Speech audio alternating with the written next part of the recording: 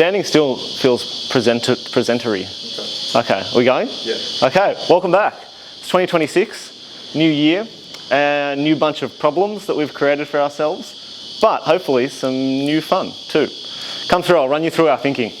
So, we've been wanting to get a new shop whip, but there was 3 criteria that it had to meet. The first, budget. We didn't have a lot of money to invest into this project, so that's number 1. Category number 2, team. There's obviously 4 or 5 of us at this point, so we wanted the car to be able to be enjoyed by everyone.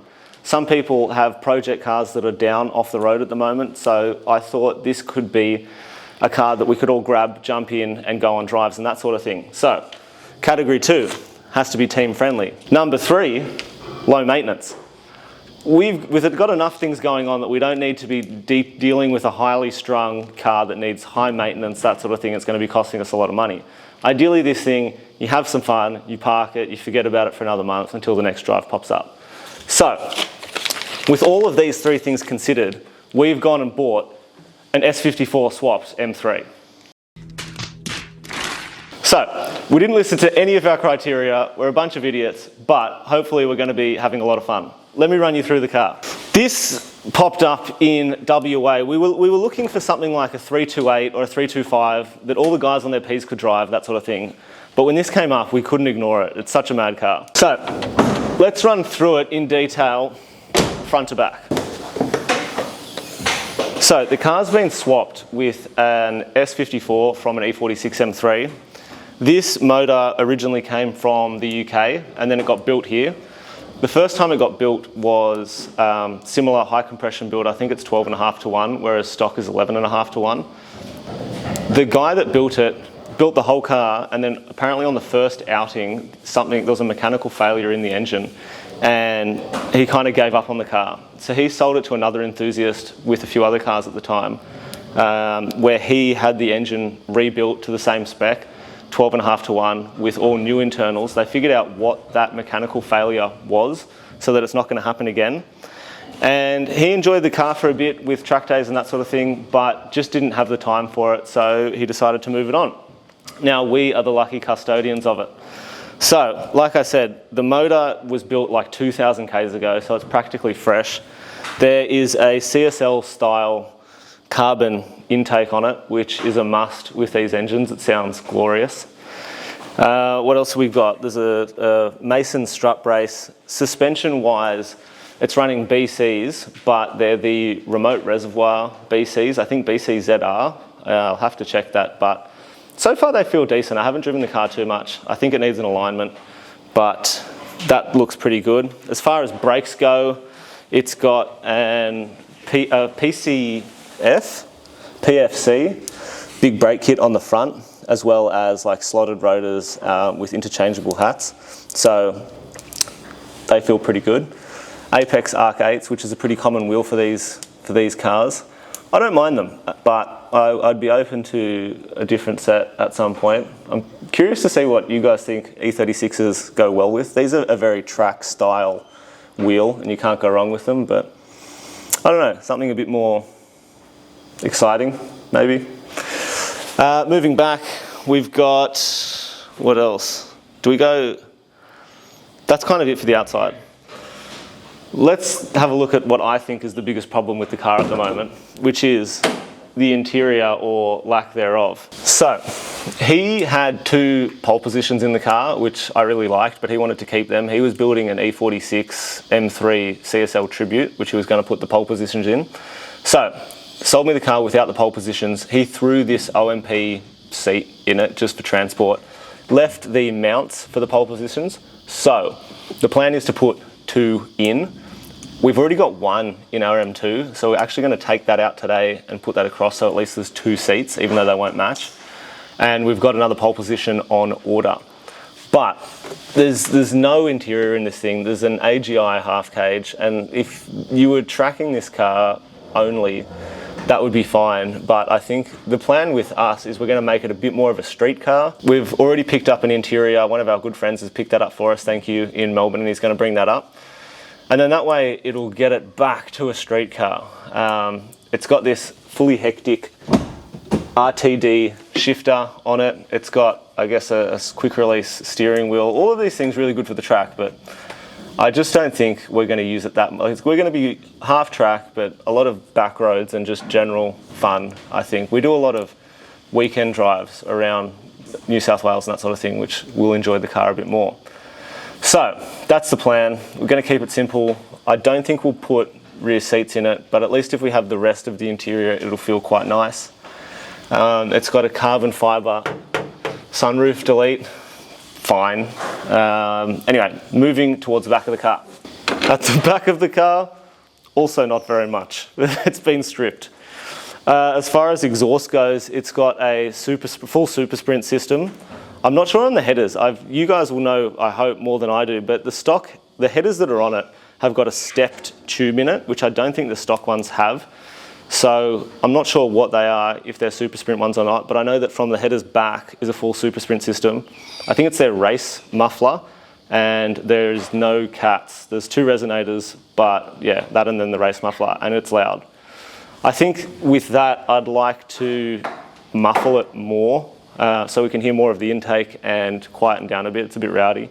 And then the plan is as well to get this car fully certified and engineered, in which we will probably need to meet noise restrictions in New South Wales, and then also have emissions restrictions, which would be a catalytic converter, for example.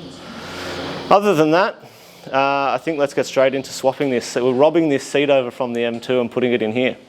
We've kept this beautiful factory M2 seat in safekeeping for this day. We're going to rob the pole position out of the M2, put it across in the M3, and then put this factory seat back in because it's going back to daily duties. So let's rock and roll. Maybe unbolt it at the bottom. Yeah? Maybe. Yeah, okay. We've never done harness things before, so this is new for us. That car I'm confident with, that's fine, no airbag. This one has an airbag, so I think we should disconnect the battery, which I've just done, before connecting the airbag, and it goes boom. All right, I also hope that all of the right hardware is still in here, because we didn't fit this seat, and I'm hoping that it can just be used. I don't know whether I should take out this, because there's like 3 layers. There's the base plate, the sliding rails, and then obviously the seat. I would love to just take out the base plate and then it comes in one, but I think I'm gonna have to take off rail and rail is gonna be the smarter way to do it. Not even tight. Fuck. Okay.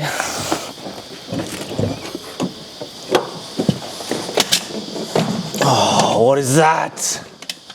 Can I help? No, thank you. What could possibly be connected? Fixed it.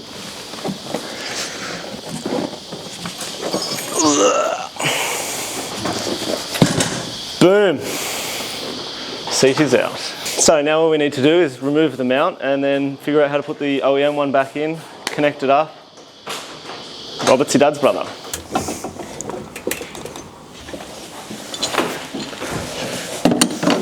There we go. So now what we need to do is take the rail setup off the pole position, take the seatbelt off the pole position, put that back on the stock seat, put this in the passenger side, and then bolt that into the driver's side. Go. All right, so we have a range of hardware, but turns out I knew this would happen. We don't have the right stuff. So we're missing bolts to go directly into the floor of the M2. They must have been misplaced when the Recaro went in, so we've got to go source those. And then for this, we're missing a few other bolts as well. So we're going to run around, collect all the hardware we need, come back, and then hopefully by the time you see us again, the seats will be in and we can take it for a rip. All right, it's 2 days later and we've finally got the pole position in the E36 and the stock seat back in the M2. We were just missing, I guess, a bunch of hardware actually for both, so sorted that out. Well, yeah, it's much nicer having the pole position in this. I think it looks really good. I'm very happy with that, so I'm excited to have the second one arrive and we can put that in and make them match. That'll be good.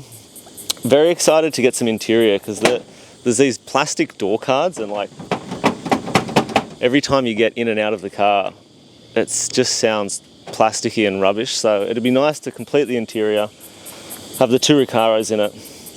I went for a drive over the weekend to test the seat out, and the car's very loud, which is a bit disheartening. Everyone's like, oh, do you love the car? And at first it's not so much love at first sight, but I think because the engine mounts and trans mounts are like a 95A poly, I think a lot of the vibration that comes through maybe be solved by that. So I've got some rubber OEM E36 mounts on the way, and I'm going to try swap that out, which will help the vibration. And then the second thing is the exhaust is like a race system from Super Sprint, so that's also really loud. And when you get on it, it's too much. So I'm going to try and replace a middle section with a muffled middle section, and then do the engine mounts and some of the mounts throughout, and see if I can get it a bit more tame and a bit more streetable, and see if we like it a bit more. Should we show everyone what it sounds like? Yeah, all right, we'll start it up. We'll show you what it sounds like. It's too loud, but you tell me what you think. Also, as a side note, last time I was here like maybe 2 weeks ago filming a video with the car, and there was an old lady that walked past, and she was like, what are you doing? And I said, I'm filming a video of the car. And she's like, why? And I'm like, oh, why would anyone film any video? They will never understand. Yeah, she'll never understand. And she's like, why would anyone watch that? And I was like, look, I'm not making you watch it, you don't know? And she's like, but what do you do? Anyway, but yeah, so I thought, I'm waiting for her to pop out now. She's like a street warrior. All right, let's start up.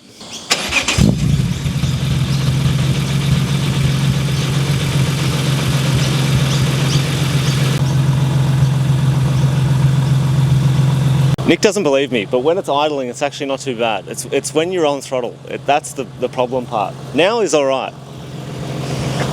But there's people looking, so I think we should get out of here and go somewhere else. So the first thing that you get is the twin disc clutch when you take off. But you can already hear the drone, and I think the cage rattles at a certain frequency, which is a bit shit. But even just like a little bit, it's so loud. And I think the thing with the S54 is it's really raspy unless you like properly quieten it down and tame it, which I don't love. I wonder how much it'll be able to pick up. I do see how on a long drive this could get. Oh man.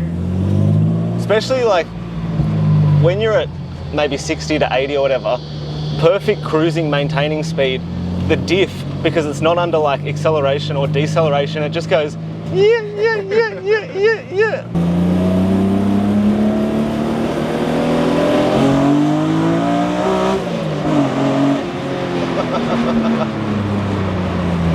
That's fun though.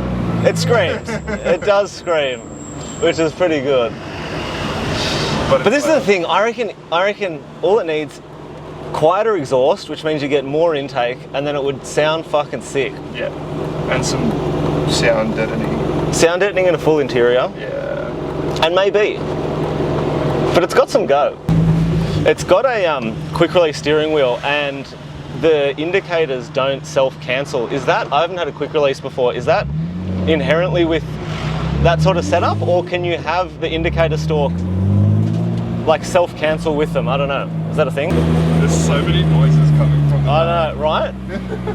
Every time you go through a different rev, it's something different vibrates. And then when it idles, you're like, oh, it's not so bad. I could live with this. I thought it would be all right. Back after having the E30, which was like 500 horsepower and totally, same thing, bucket seats. True. How do they compare?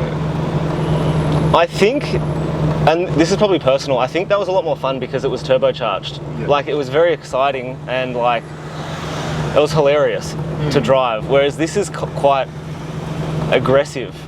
Yeah. You know? It's Is this more raw than... I think so. Yeah. I think so. Although the E30 didn't have like an interior really. It had carpets and like a rear seat delete. So it was somewhat on par, but Similar. I think this is more solid mounted, Yeah. and it's definitely got more vibration. But I had problems with the E30 too.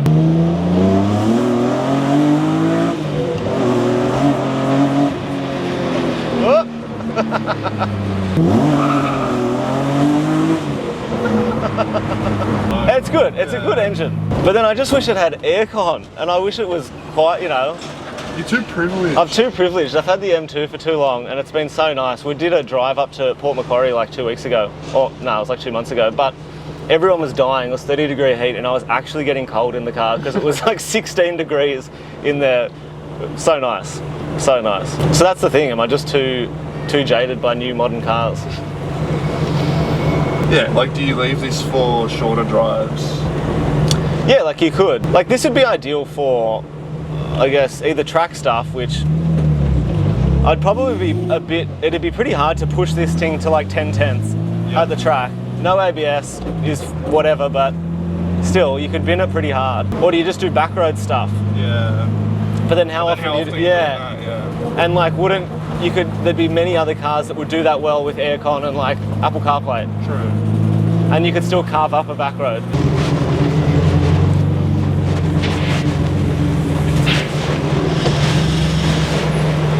All right, so there you have it. Next time you see us, I reckon it's going to have a new midsection on the exhaust, and I'm going to swap out the engine mounts, trans mounts. I started a new Instagram, which is at Oliver_roadblock. So I'll be sharing a lot of that sort of stuff in real time on there. So go follow that, check it out. Keen to hear your opinions on it, that sort of thing. So yeah, thanks for watching. See you next time.